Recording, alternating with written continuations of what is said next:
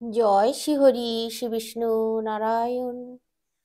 সকলকে অনেক অনেক শুভেচ্ছা। আজকে যে বিষয়টা বলবো, বিষয়টা হচ্ছে কুম্ভ মেলা আরম্ভ হয়েছে 10ই জানুয়ারি থেকে। 14ই জানুয়ারি খুব ভালো দিন, মকর সংক্রান্তির দিন ছিল। ওই দিনটা কুম্ভ মেলায় স্নান করার খুব ভালো সময় ছিল। তো ওই দিনটা চলে গেছে বলে কোনো দুঃখ করবেন না যেন আপনারা। যারা যেতে পারবেন কুম্ভ মেলায়, তারা অবশ্যই এটা মাথায় রাখবেন। এর পরের দিন, যে দিনটা ভালো সময়, ভালো দিন স্নান করার, সেই দিনটা হচ্ছে 29শে জানুয়ারি। 29শে জানুয়ারি মৌনী অমাবস্যার দিন। সময়টা আমি পরে বলে দিচ্ছি কোন সময় স্নান করলে শুভ হবে। এই দিন আপনারা স্নান করবেন। আর যারা কুম্ভ মেলায় যেতে পারছেন না, তারা দুঃখ করবেন না। আমার সন্তানেরা, আমার বাবা মায়েরা, আমার ভাই বোনেরা,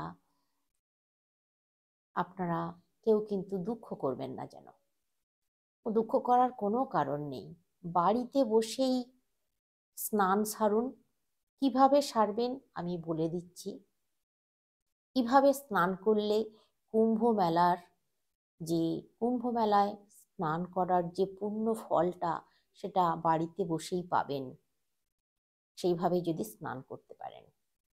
আর যদি প্রত্যেকটা স্নান আপনারা যদি 14ই জানুয়ারি স্নান করে ফেলেছেন, তো তারপরেও কিন্তু আপনারা এই 5টা দিন পাচ্ছেন স্নান করার, শুভ সময়, শুভ দিন পাচ্ছেন।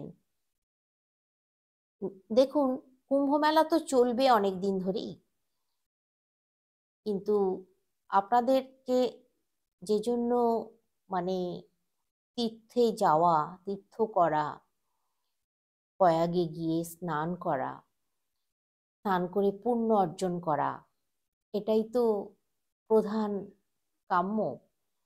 তো সময়টা জানতে হবে, আর শুভ দিনটা অবশ্যই কিন্তু জেনে নিতে হবে। ওই জন্য তো আমি একটা দিন, যেটা আসছে সামনে, সেই দিনটার কথা বলে দিলাম। পরের যে দিনগুলো আছে, সেই দিনগুলো আমি পরের ভিডিওগুলোতে বলে দেব।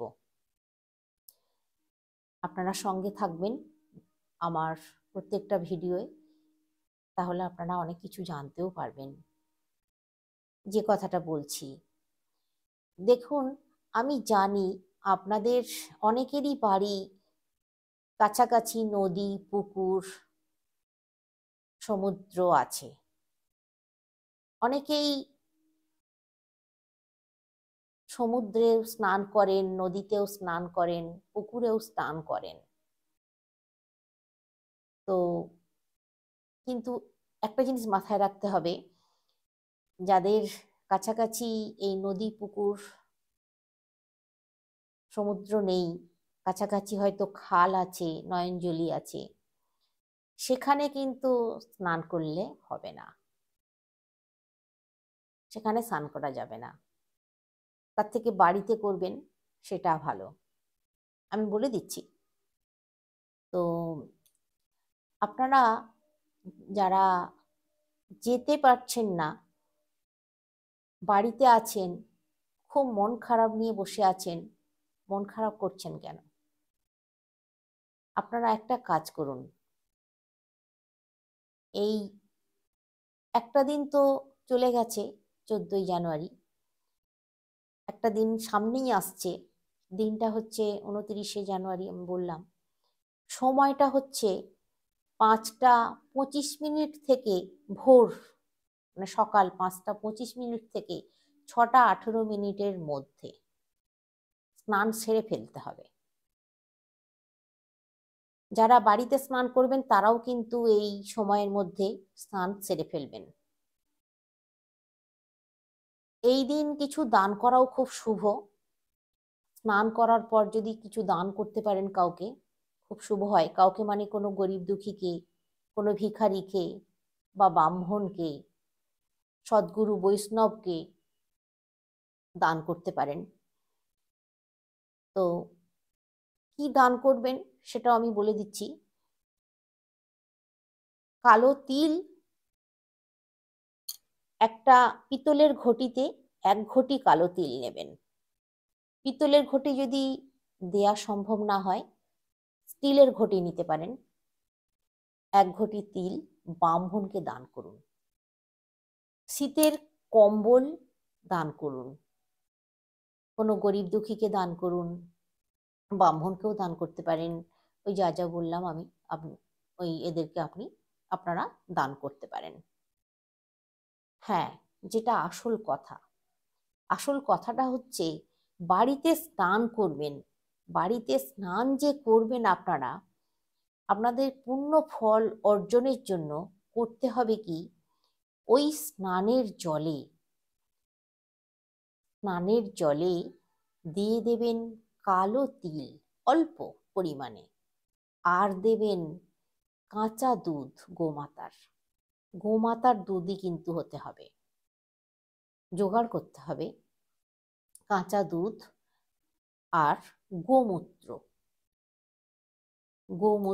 গোমাতার মূত্র 2 ফোঁটা 3 ফোঁটা জলে মিশিয়ে নেবেন। আপনার জলে দুধও অল্প পরিমাণে। হ্যাঁ, যাদের পক্ষে দুধ গোমূত্র জোগাড় করা একেবারেই সম্ভব নয়, সেই দিন অত সকালে হয়তো কোথায় পাবেন, আগের দিন এনে রাখতে পারেন, কোনো অসুবিধে নেই, তাতে কোনো বাধা নেই। এমনকি যারা একেবারে জোগাড় করতে পারবেন না, কোনো মতেই সম্ভব নয়, গোমাতার চাই তো, প্যাকেটের দুধ হলে চলবে না। তো যাদের পক্ষে একেবারেই সম্ভব নয়, তারা করবেন কি, কালো তিলটাই শুধু মিশিয়ে নেবেন, নিয়ে সেই জল দিয়ে স্নান করবেন। আর স্নান করার সময় অবশ্যই নারায়ণ নারায়ণ নারায়ণ 3 বার বলবেন। 3 বার অবশ্যই বলবেন। গঙ্গে গঙ্গে গঙ্গে 3 বার বলবেন, বলে স্নান করবেন। শুধু নারায়ণ নারায়ণ নারায়ণ বললেও চলবে, বলে স্নান করুন।